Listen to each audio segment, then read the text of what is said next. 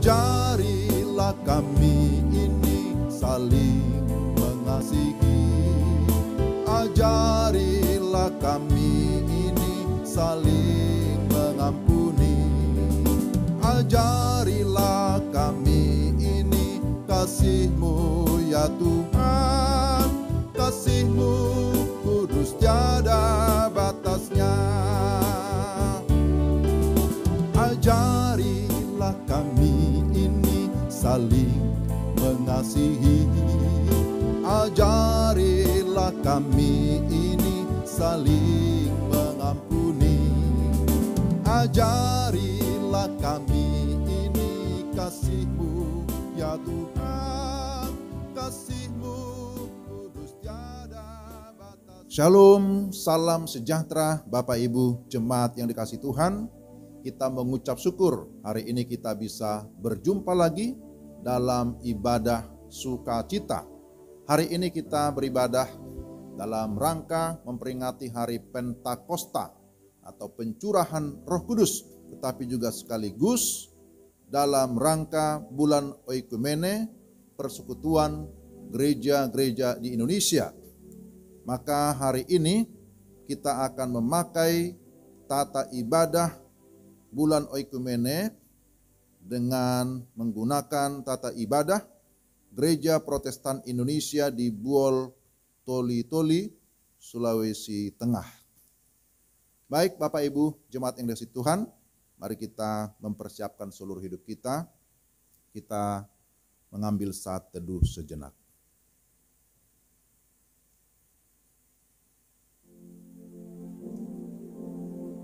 Mari kita berdiri bersama-sama. Bersyukurlah kepada Tuhan sebab Ia baik, bahwasanya untuk selama-lamanya kasih setianya. Biarlah itu dikatakan orang-orang yang ditebus Tuhan, yang ditebusnya dari kuasa yang menyesakkan, yang dikumpulkannya dari negeri-negeri, dari timur dan dari barat, dari utara dan dari selatan. Mazmur 107 ayat 1-3. Mari kita memulaikan ibadah ini dengan melakukan Kidung Keesaan nomor 2 ayat 1 dan 2. Allah hadir bagi kita dan hendak memberi berkat.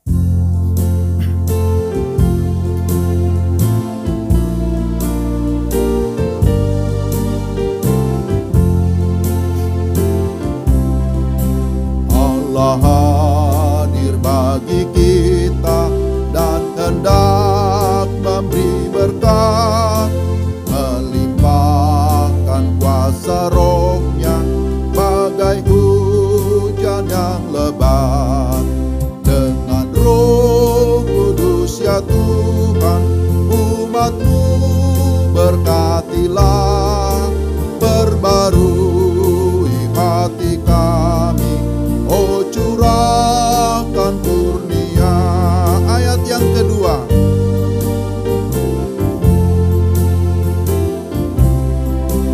Allah hadir, sungguh hadir di jemaat-Nya yang kudus. Biar kasih kurnia-Nya menyegarkan kita terus. Dengan Roh Kudus ya Tuhan, umat-Mu berkatilah, perbarui hati kami, oh curahkan kurnia.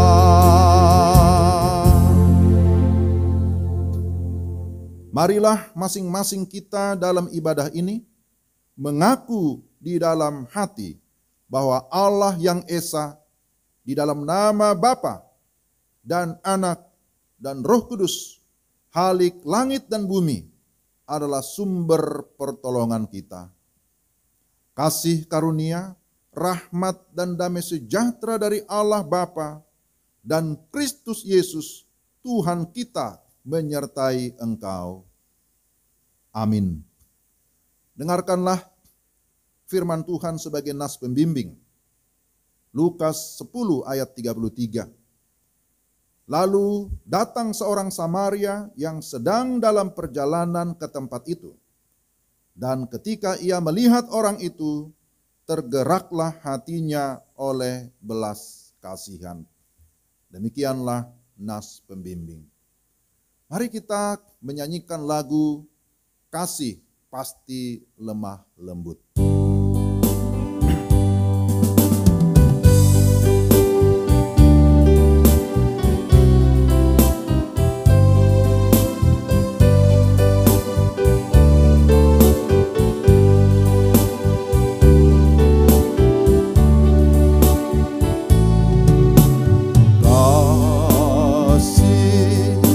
Pasti lemah lembut, kasih pasti memaafkan, kasih pasti murah hati, kasihmu Tuhan, kasih pasti lemah lembut, kasih pasti lemah lembut, kasih pasti memaafkan, kasih pasti murah hati, kasihmu Tuhan. Ajarilah kami ini saling mengasihi, ajarilah kami ini saling mengampuni, ajarilah kami ini kasih-Mu ya Tuhan, kasih-Mu kudus tiada batasnya. Ajarilah kami ini saling mengasihi, ajarilah kami ini saling mengampuni, ajarilah kami ini kasih-Mu ya Tuhan, kasih-Mu kudus tiada batasnya, kasih-Mu kudus tiada batasnya, kasih-Mu kudus tiada batasnya.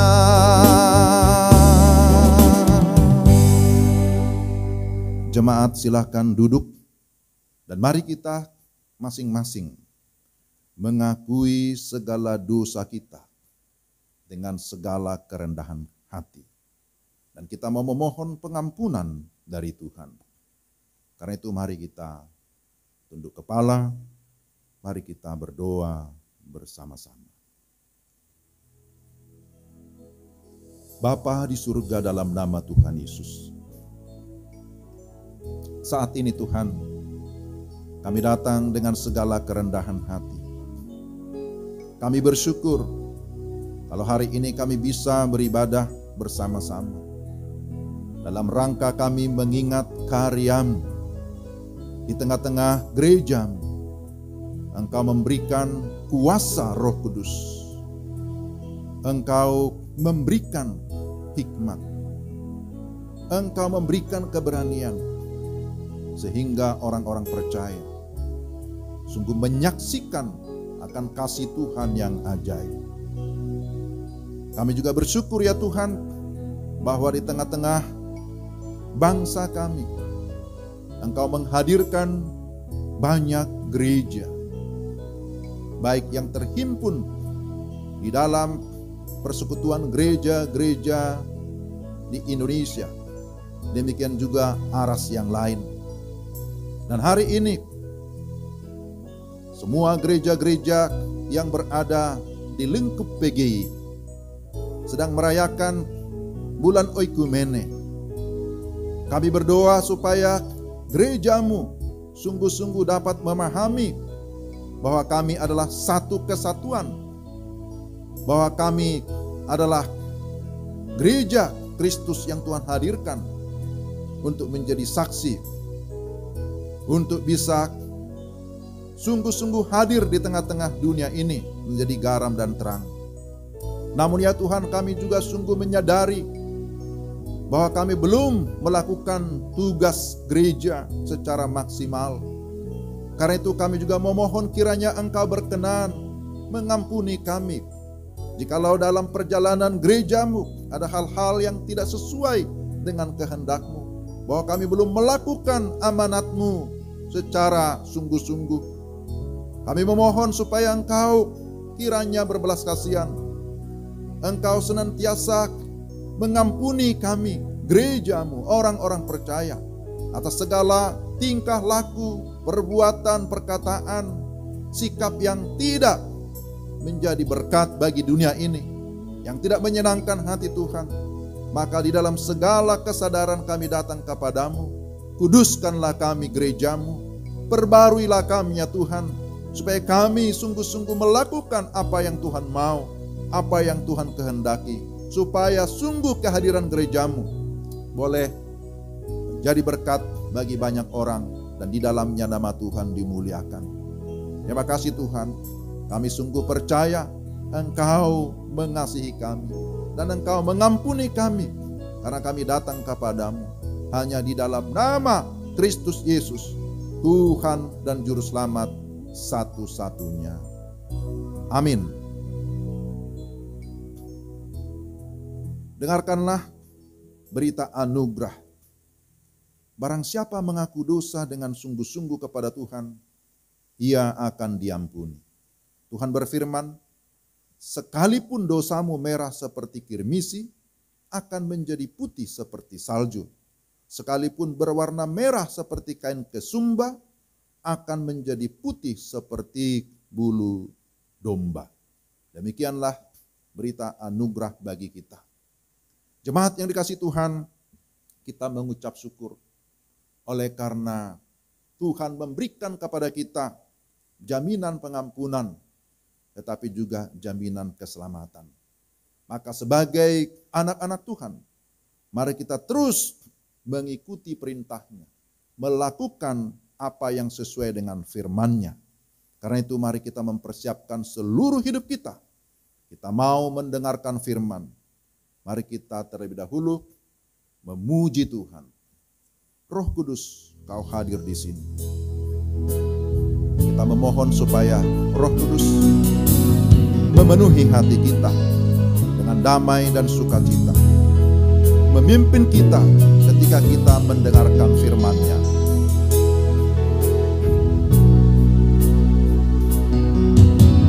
Roh Kudus, Kau hadir di sini.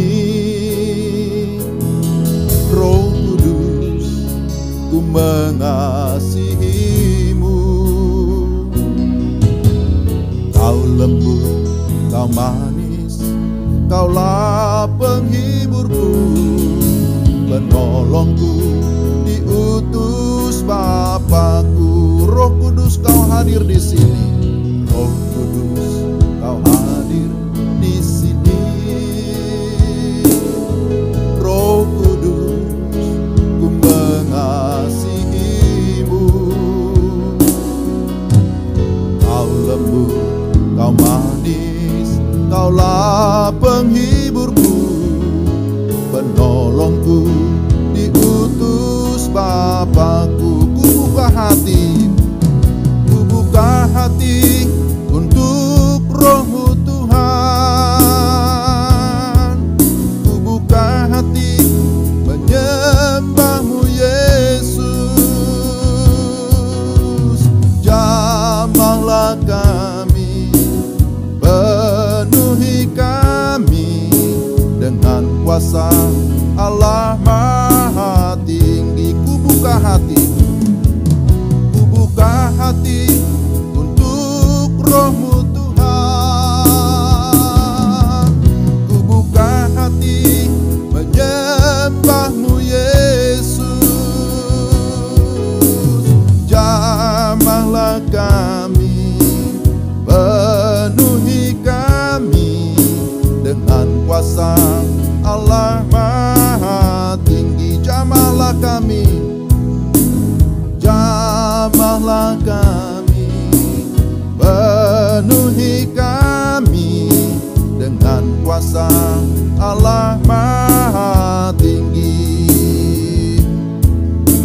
dengan kuasa Allah Maha Tinggi.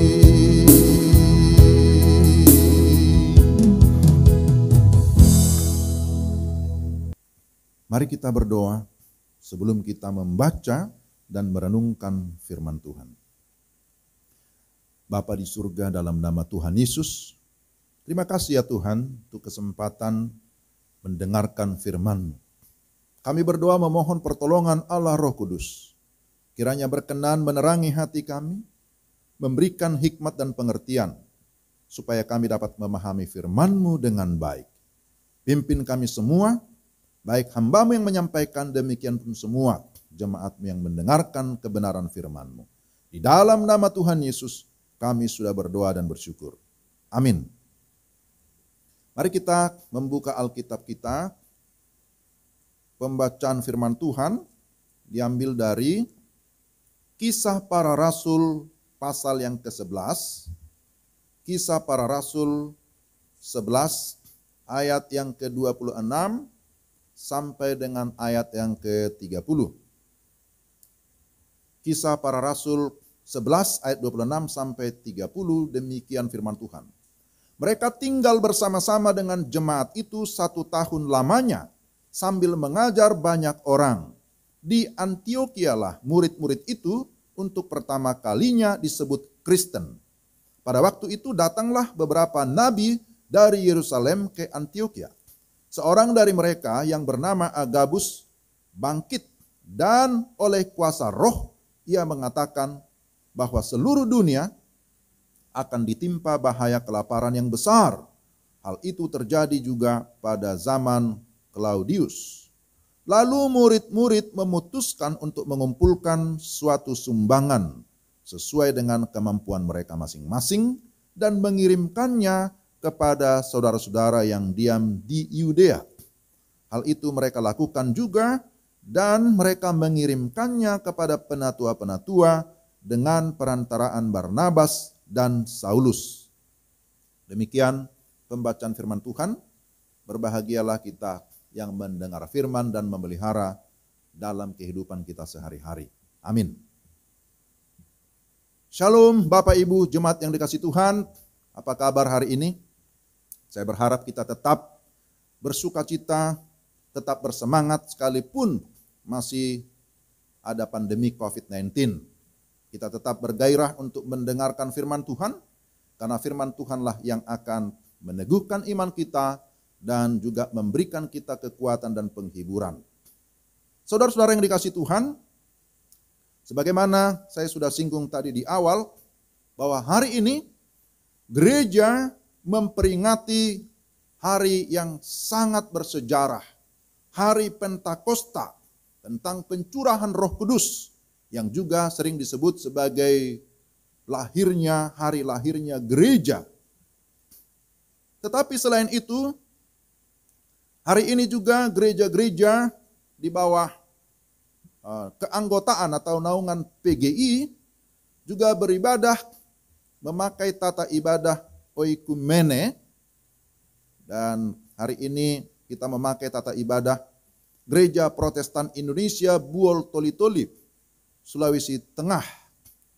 Ini dalam rangka ulang tahun PGI yang ke-71.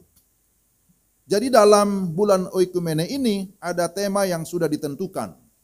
Tema kita bersama menghadapi bencana. Itulah tema kita. Dengan belajar dari Kisah Para Rasul pasal 11 ayat 26 sampai 30. Nah, saudara-saudara yang dikasihi Tuhan, berbicara tentang bencana, bahwa bencana itu adalah peristiwa alam yang mengakibatkan dampak besar bagi populasi ataupun komunitas manusia. Bencana itu bisa berupa banjir, gempa bumi, angin badai, seperti yang baru-baru terjadi di NTT, badai salju, tornado, tanah longsor, kebakaran liar, kekeringan, kelaparan, wabah penyakit seperti pandemi COVID-19 yang masih terus merajalela sampai saat ini. dan berbagai bencana-bencana lain. Saudara yang dikasihi Tuhan, bencana adalah peristiwa yang bisa terjadi kapan saja dan di mana saja. Oleh sebab itu, tema ini menjadi relevan bersama menghadapi bencana. Sebagai gereja, bagaimana kita menghadapi bencana? Maka berdasarkan tema ini ada beberapa prinsip penting yang ingin saya sampaikan. Pertama, gereja harus melihat bencana sebagai masalah bersama. Nah, ini hal yang pertama. Jika kita melihat Kisah Para Rasul 11 ayat 27 sampai 28, disebutkan di sana bahwa pada waktu itu datanglah beberapa nabi dari Yerusalem ke Antiokhia. Seorang dari mereka yang bernama Agabus bangkit, dan oleh kuasa roh ia mengatakan bahwa seluruh dunia akan ditimpa bahaya kelaparan yang besar. Hal itu terjadi juga pada zaman Claudius. Saudara yang dikasihi Tuhan, menurut catatan sejarah yang pernah ditulis oleh seorang yang bernama Yosefus, seorang sejarawan Yahudi, bahwa apa yang dicatatkan di dalam Kisah Para Rasul ini itu sudah terjadi sekitar tahun 45 sampai 46 Masehi pada pemerintahan Claudius. Kelaparan hebat terjadi dan paling parah dikatakan di daerah Yudea. Kelaparan terjadi karena kegagalan panen beberapa tahun. Banyak orang yang mati kelaparan karena tidak mendapatkan bahan makanan. Dan juga bagi sebagian orang yang tidak memiliki uang untuk membeli bahan makanan yang masih tersisa, mereka juga akhirnya mati kelaparan. Perhatikan bahwa orang-orang di Antiokhia melihat bencana ini sebagai masalah bersama. Kita tahu bahwa Antiokhia itu jauh dari Yudea. Antiokhia itu di bagian utara dari Syria. Tetapi sekalipun mereka jauh dari Yudea, mereka melihat bahwa persoalan itu bukan hanya persoalan orang-orang Yudea. Saya kira inilah cara pandang yang ekumenis yang perlu kita ikuti sebagai gereja pada masa kini. Sama seperti bencana yang terjadi pada saat ini. Haruslah kita lihat sebagai masalah bersama. Pandemi COVID-19 ini bukan masalah satu negara saja, tapi bisa dikatakan seluruh dunia. Ini bukan hanya masalah pemerintah saja. Bukan hanya pemerintah yang bertanggung jawab untuk mengatasi. Ini bukan hanya masalah keluarga-keluarga atau orang-orang yang terpapar. Tetapi saudara-saudara yang terkasih dalam Tuhan, bencana yang sedang terjadi, baik itu pandemi COVID-19, baik itu banjir, baik itu angin badai, itu harus kita lihat sebagai masalah bersama yang harus kita tangani bersama. Nah, ini hal yang pertama.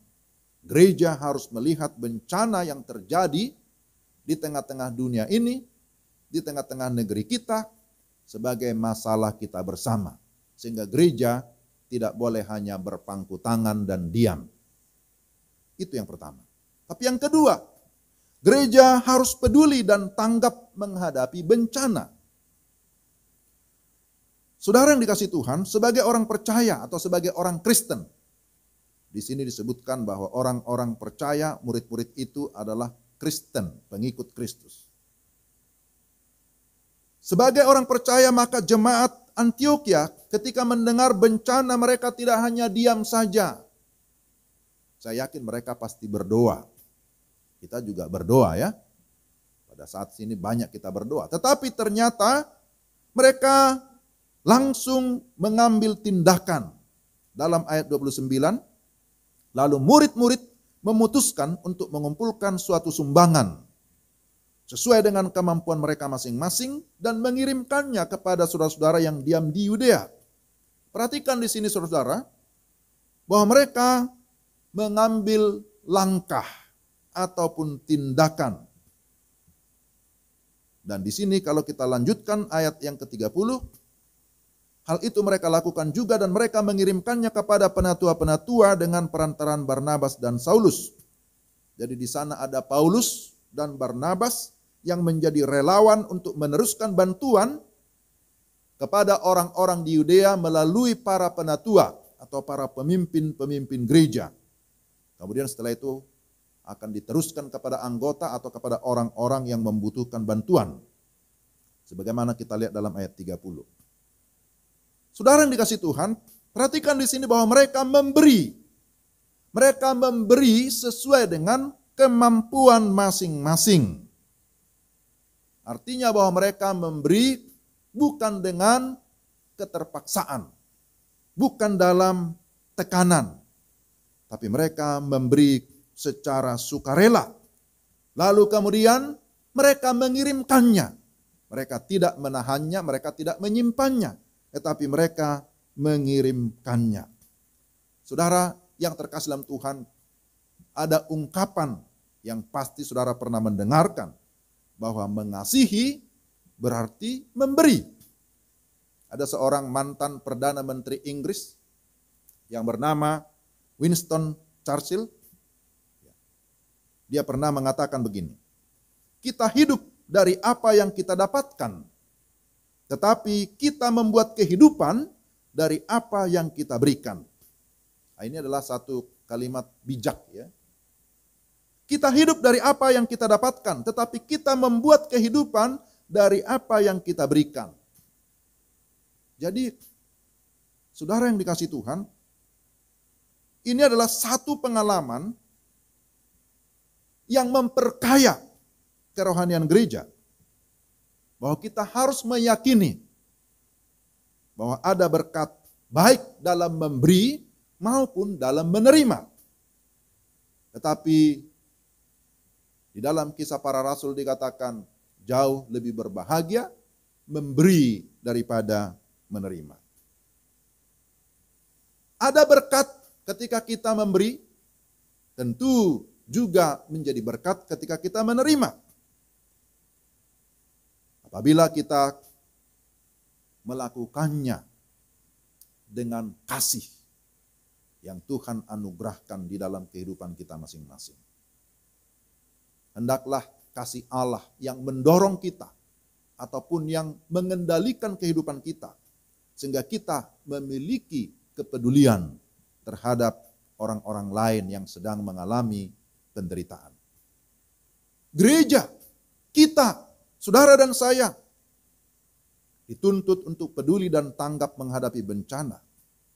Tapi dasarnya adalah kasih kita kepada Tuhan. Dasarnya adalah pengenalan dan juga sekaligus pengalaman kita akan Tuhan. Bahwa kita sudah mengalami Tuhan, kita sudah mengalami kasih-Nya, kita sudah mengalami kepedulian Tuhan atas kehidupan kita. Sebagaimana juga yang dialami oleh jemaat mula-mula, yaitu jemaat Antioquia.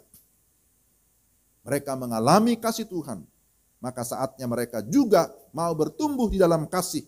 Sekalipun kondisi mereka pada saat itu juga tidak mudah. Mereka berada di dalam masa-masa yang sulit, ada penganiayaan.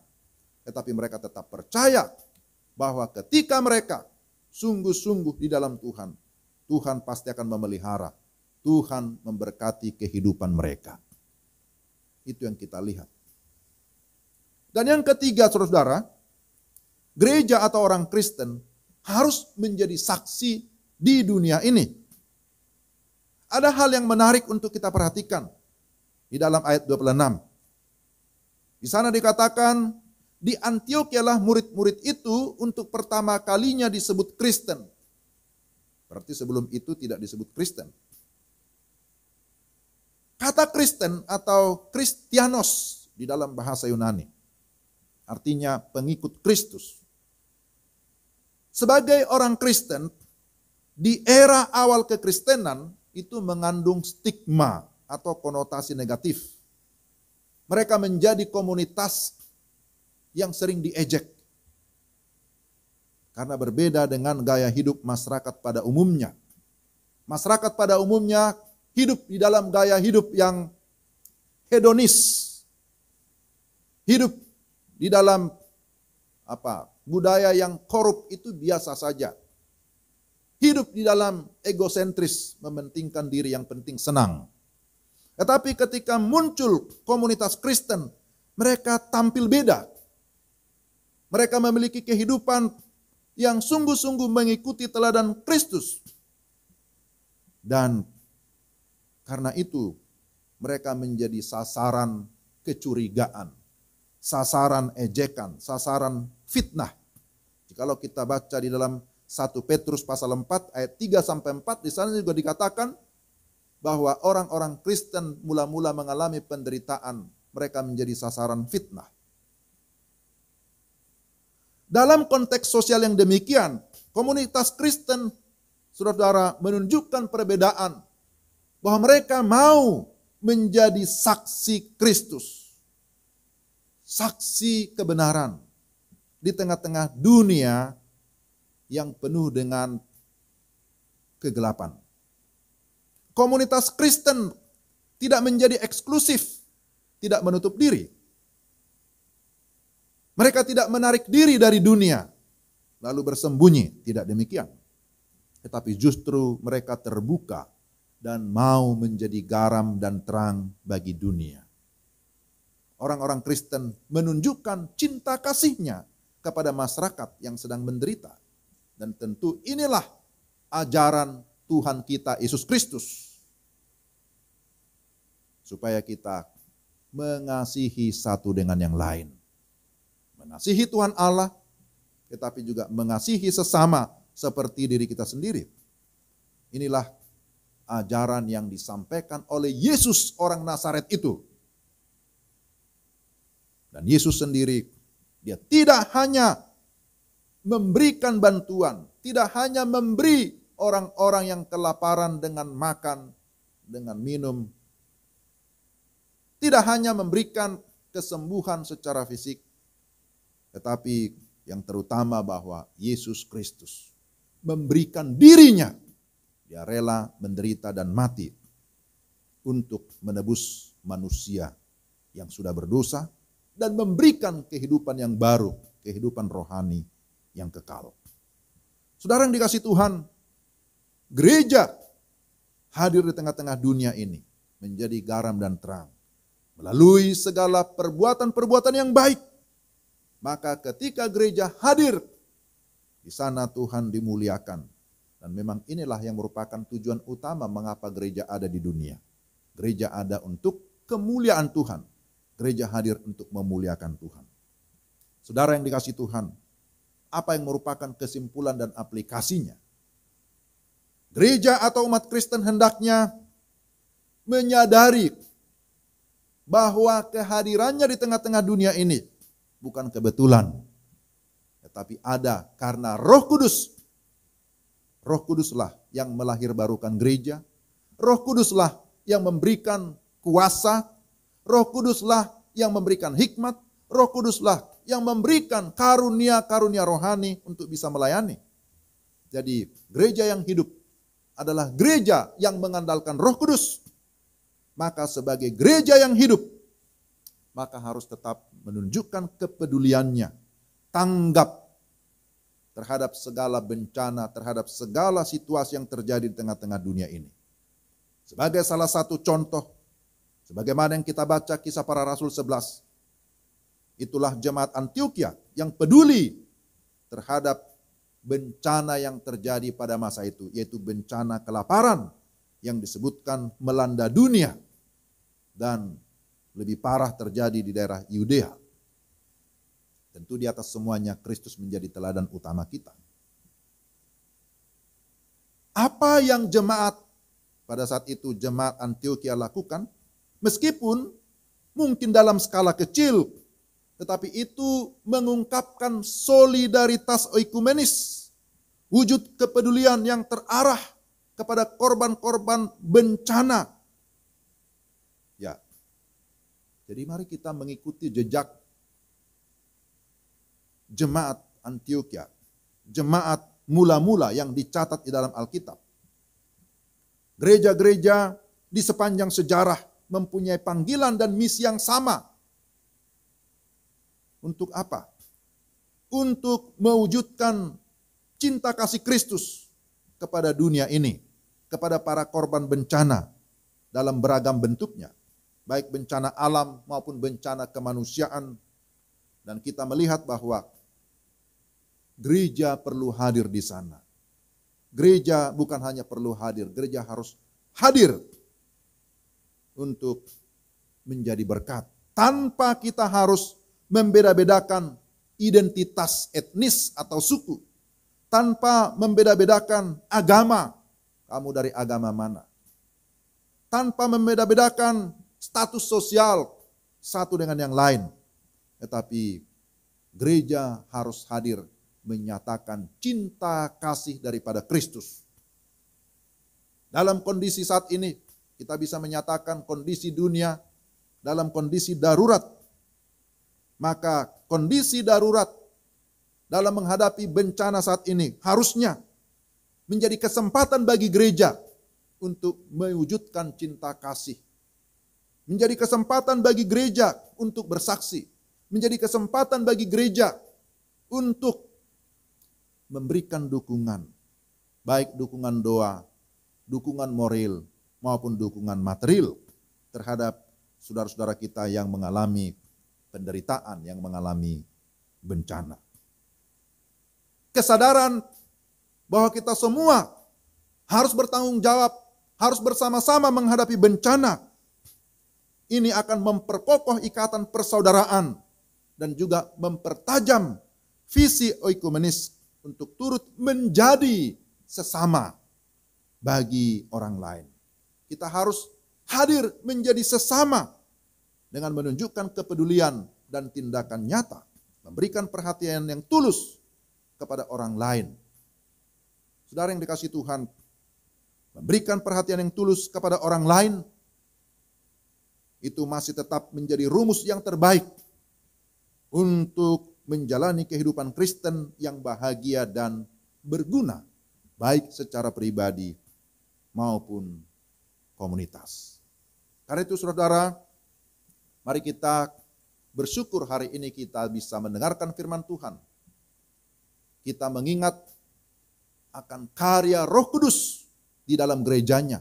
Roh Kuduslah yang memberikan pertumbuhan, yang memberikan kuasa, yang memberikan pertolongan sehingga kita bisa bersaksi, kita bisa menjadi berkat. Tetapi juga dalam rangka bulan Oikumene, kita diajar untuk melihat bahwa dunia ini, bahwa apa yang terjadi di dalamnya adalah merupakan tanggung jawab kita bersama-sama. Bahwa gereja adalah satu kesatuan, sebagaimana doa Tuhan Yesus. Maka kita juga harus bersatu untuk melakukan tindakan nyata, mewujud nyatakan kasih Kristus bagi sesama, bagi dunia, bagi orang-orang yang menderita, bagi orang-orang yang mengalami bencana. Mari kita berdoa. Bapa di surga, dalam nama Tuhan Yesus, terima kasih kami memiliki kesempatan untuk mendengarkan firman-Mu. Firman-Mu adalah firman yang murni, firman yang berotoritas, yang dapat mengubah pola pikir kami, yang dapat mengubah kehidupan kami, dan menuntun kami untuk kami tetap berjalan di jalan yang benar. Kami mohon supaya Allah Roh Kudus menolong kami, sehingga kami dapat memahami firman-Mu, tetapi kami juga dapat melakukan. Terpujilah Engkau. Saat ini juga Tuhan, kami mau berdoa, menyerahkan ke dalam tangan-Mu untuk setiap gereja-gereja, baik gereja yang ada di Indonesia maupun gereja yang ada di muka bumi ini, di mana saja. Kiranya gereja-gereja mengalami kebangunan rohani. Oleh pertolongan Roh Kudus, gereja disadarkan bahwa gereja ada untuk menjadi berkat bagi dunia ini. Di tengah-tengah bencana pandemi COVID-19, kiranya semakin banyak gereja yang berperan untuk bisa menyatakan perhatian, nyatakan kasih-Nya dimanapun gereja hadir. Kami berdoa untuk pemberitaan firman yang dilakukan oleh para pendeta, para penginjil, para misionaris dimanapun. Kiranya dengan kuasa Roh Kudus, firman bisa diberitakan dengan benar. Firman Tuhan boleh sampai kepada banyak orang. Dan melalui kebenaran firman Tuhan, banyak orang diubahkan. Banyak orang percaya dan menerima Kristus sebagai Tuhan dan Juru Selamat. Doa kami untuk para utusan gereja, para misionaris. Kiranya Tuhan memberkati mereka satu persatu. Doa kami secara khusus untuk keluarga Pak Charles Oematan di Kamboja. Tuhan memberkati mereka, supaya kehidupan mereka pun tetap dipersembahkan kepada Tuhan, melayani Tuhan dengan kesetiaan. Bapa di surga, kami berdoa menyerahkan pelayanan di tengah-tengah jemaat-Mu. Tuhan kiranya yang terus memimpin kami hamba-hamba-Mu para pendeta bersama dengan majelis jemaat, supaya kami tetap bersuka cita dan kami dapat melayani dengan segenap hati untuk kemuliaan Tuhan. Doa kami untuk semua pelayanan, baik pelayanan anak, remaja pemuda, pelayanan kaum wanita, pelayanan ibadah raya, pelayanan doa, pelayanan pribadi, apapun yang bisa kami lakukan, Tuhan pakai itu sebagai sarana pertumbuhan iman rohani jemaat. Kami berdoa untuk semua yang sudah lanjut usia, kiranya Tuhan kuatkan dan hiburkan mereka satu persatu. Tuhan memberikan mereka kesehatan, umur panjang, dan semangat untuk terus memuji Tuhan. Semangat di dalam doa, semangat di dalam beribadah, dan biarlah kehidupan mereka juga menjadi teladan, menjadi berkat bagi anak cucu, bahkan bagi banyak orang. Kami berdoa menyerahkan anggota jemaat yang dalam keadaan sakit, yang membutuhkan kesembuhan dan pemulihan. Kami tetap berdoa untuk Opung Maratur Panggabean, Ibu Suti Sitompul, Ibu Oce Paulina, Bapak Siaji Simatupang, Bapak Priska Pelialu, Adik Mikael Tirtawinata, Ibu Kristina Ramona Bulan, Opung Cindy, Bapak Sumiharjo Pak Pahan, Putri Agape, Eyang Muji Rahayu, keluarga Pendeta Febri, Ibu Posma, juga Erwin dan Eci, Samuel Merpaung, keluarga Pendeta Sabudin, Pak Dedi dan Saudara Heri, juga Opung Maruli Silalahi. Kami berdoa dalam nama Tuhan Yesus, Tuhan menjamah, Tuhan menyembuhkan, Tuhan memulihkan mereka satu persatu, tapi terutama Tuhan meneguhkan iman mereka. Doa kami juga untuk Benyamin Tanjung, Daniel Gunawan, anak-anak SLB Kiriakon, Tuhan juga memberkati mereka, meneguhkan iman mereka, memberkati orang tua dan juga semua guru-guru mereka. Tuhan, kami juga berdoa menyerahkan ke dalam tangan-Mu untuk semua anggota jemaat yang berulang tahun di minggu ini. Kami berdoa untuk Saudara Dendra Jeremy Anfil Saputra Sormin. Kami berdoa untuk Ibu Penatua Ida Apulia Simatupang. Untuk adik Hiskia Tuah Badia Simatupang. Ibu Purnama Gusni Haloho, Bapak Penatua Sahala Oloan Manik, Bapak Heri Kansil, Bapak Fense Tiu Kilasaduk, adik Andrea Deborah Putri Nandita Sormin. Kami berdoa, Tuhan kiranya memberikan mereka kekuatan, kesehatan, umur panjang, dan Tuhan meneguhkan iman mereka. Tuhan memberkati mereka. Dan biarlah kehidupan mereka juga menjadi berkat bagi banyak orang. Kehidupan mereka dipersembahkan bagi kemuliaan nama Tuhan. Semakin mengasihi Tuhan, tetapi juga mengasihi sesama, mengasihi keluarga. Tuhan senantiasa mencukupkan segala apa yang mereka perlukan, dan apa yang mereka pergumulkan kiranya Tuhan menjawab. Bapak, kami berdoa untuk keluarga Bapak Sumarsono dan Ibu Sri Hartati, juga untuk keluarga Bapak Tigor Tanjung dan Ibu Nia. Kami bersyukur Engkau yang memelihara mereka dalam pernikahan, dalam rumah tangga. Kami berdoa supaya Tuhan teguhkan keluarga mereka masing-masing, sehingga keluarga mereka sungguh boleh memuliakan Tuhan, menjadi berkat bagi banyak orang. Bapa, kami menyerahkan ke dalam tangan-Mu untuk semua anggota jemaat. Tuhanlah yang memimpin kami, supaya kami tetap hidup di dalam iman, tetap hidup di dalam kasih, tetap hidup di dalam pengharapan.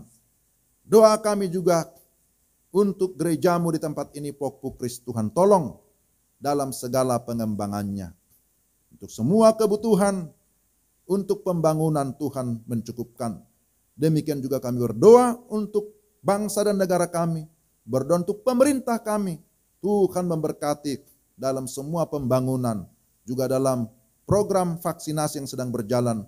Tuhan tolong supaya semuanya dapat berjalan dengan baik. Bapak, kami menyerahkan seluruh kehidupan kami ke dalam tangan-Mu. Pimpin dan sertai kami. Ini doa kami di dalam nama Tuhan Yesus yang mengajar muridnya berdoa bersama-sama demikian. Bapa kami yang di surga, dikuduskanlah nama-Mu. Datanglah kerajaan-Mu. Jadilah kehendak-Mu di bumi seperti di surga. Berikanlah kami pada hari ini makanan kami yang secukupnya. Dan ampunilah kami akan kesalahan kami, seperti kami juga mengampuni orang yang bersalah kepada kami. Dan janganlah membawa kami ke dalam pencobaan, tetapi lepaskanlah kami daripada yang jahat. Karena Engkau yang punya kerajaan dan kuasa dan kemuliaan sampai selama-lamanya. Amin. Bapak Ibu, jemaat yang dikasihi Tuhan, saya undang untuk berdiri. Bersama dengan semua orang percaya di segala tempat dan zaman, marilah kita mengikrarkan pengakuan iman rasuli dengan berkata demikian. Aku percaya kepada Allah, Bapa yang Maha Kuasa, Khalik langit dan bumi, dan kepada Yesus Kristus anaknya yang tunggal Tuhan kita, yang dikandung daripada Roh Kudus, lahir dari anak darah Maria, yang menderita sengsara di bawah pemerintahan Pontius Pilatus, disalibkan, mati dan dikuburkan, turun ke dalam kerajaan maut. Pada hari yang ketiga, bangkit pula dari antara orang mati, naik ke surga, duduk di sebelah kanan Allah, Bapa yang Maha Kuasa, dan akan datang dari sana untuk menghakimi orang yang hidup dan yang mati. Aku percaya kepada Roh Kudus, gereja yang kudus dan am, persekutuan orang kudus, pengampunan dosa, kebangkitan daging, dan hidup yang kekal. Amin. Silakan duduk, Bapak Ibu yang dikasihi Tuhan. Mari kita mempersiapkan persembahan kita masing-masing. Marilah kita memberi persembahan dengan penuh sukacita dan iman. Untuk itu saya mengajak saudara-saudara merenungkan sesaat ungkapan pemazmur. Bagaimana akan kubalas kepada Tuhan segala kebajikannya kepadaku? Aku akan mengangkat piala keselamatan dan akan menyerukan nama Tuhan. Akan membayar nasarku kepada Tuhan di depan seluruh umatnya. Mazmur 116 ayat 12 sampai 14. Mari kita mengumpulkan persembahan kita. Persembahan syukur, persepuluhan ataupun pembangunan kita bisa kirimkan ke rekening gereja yang ada di layar. Kita memuji Tuhan dari Kidung Keesahan 381 ayat 1 sampai 2. Hidup kita yang benar haruslah mengucap syukur.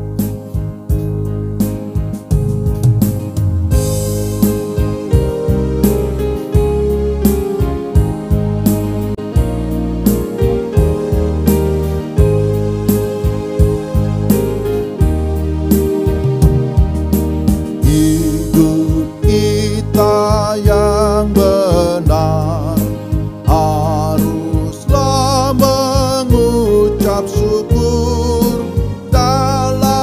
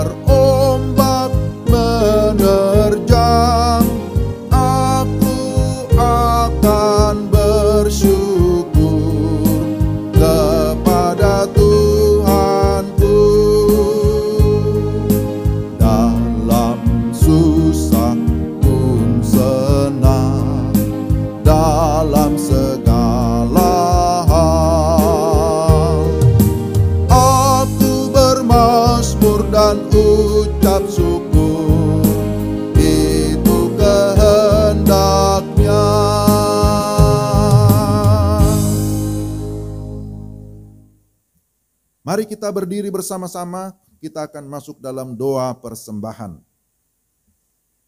Ya Allah Tritunggal, Engkau adalah sumber kehidupan yang telah melimpahi kami dengan berkat-Mu.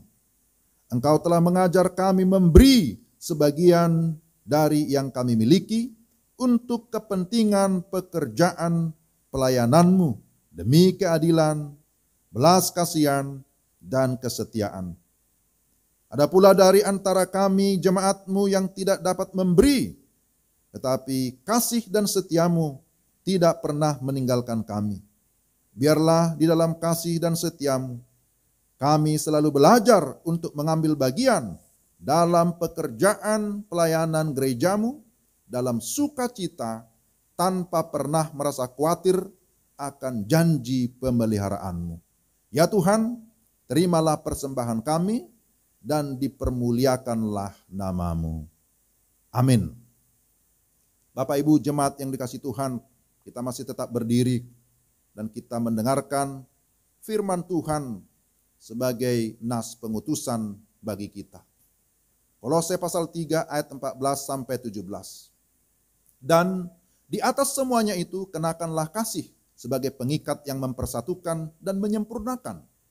Hendaklah damai sejahtera Kristus memerintah dalam hatimu, karena untuk itulah kamu telah dipanggil menjadi satu tubuh, dan bersyukurlah.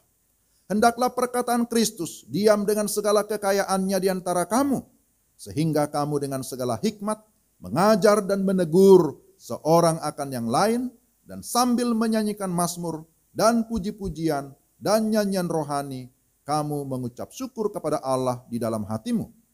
Dan segala sesuatu yang kamu lakukan dengan perkataan atau perbuatan, lakukanlah semuanya itu dalam nama Tuhan Yesus, sambil mengucap syukur oleh Dia kepada Allah Bapa kita. Mari kita memuji Tuhan sebagai kidung penutup. Kidung Keesaan 746 ayat 1. Kuasa-Mu dan nama-Mu lah hendak kami sebar.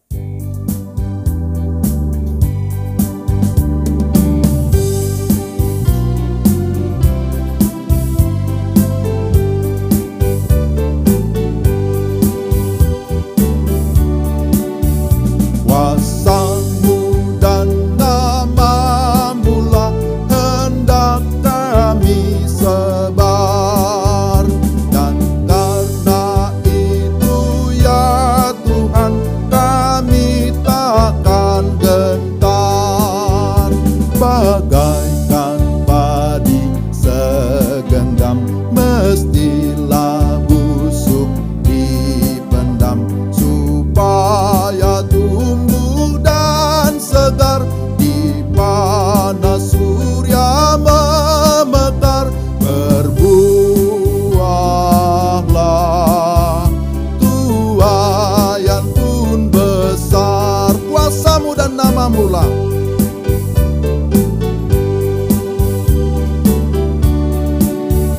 kuasa-Mu dan nama-Mu lah hendak kami sebar, dan karena itu ya Tuhan, kami takkan gentar. Bagaikan padi segenggam, mestilah busuk dipendam, supaya tumbuh segar di panas surya memekar. Berbuahlah, tuaian pun besar. Berbuahlah, tuaian pun besar. Jemaat yang dikasihi Tuhan, arahkanlah hatimu kepada Tuhan dan terimalah berkat-Nya. Damai sejahtera Allah yang melampaui segala akal akan memelihara hati dan pikiranmu dalam Kristus Yesus. Amin. Amin. Amin. Amin.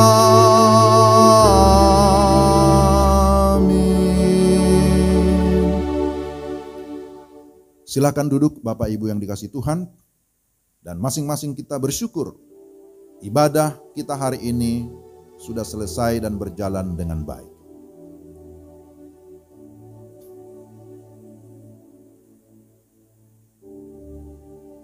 Atas nama Gembala dan Majelis Jemaat, saya mengucapkan selamat hari Minggu, selamat memperingati hari Pentakosta, hari pencurahan Roh Kudus, sekaligus memperingati bulan Oikumene PGI yang ke-71. Kiranya kita tetap sehat dalam penyertaan Tuhan, kita tetap menjaga prokes, protokol kesehatan, dan kita tetap saling mendoakan. Sampai jumpa di ibadah-ibadah selanjutnya. Tuhan memberkati. Shalom.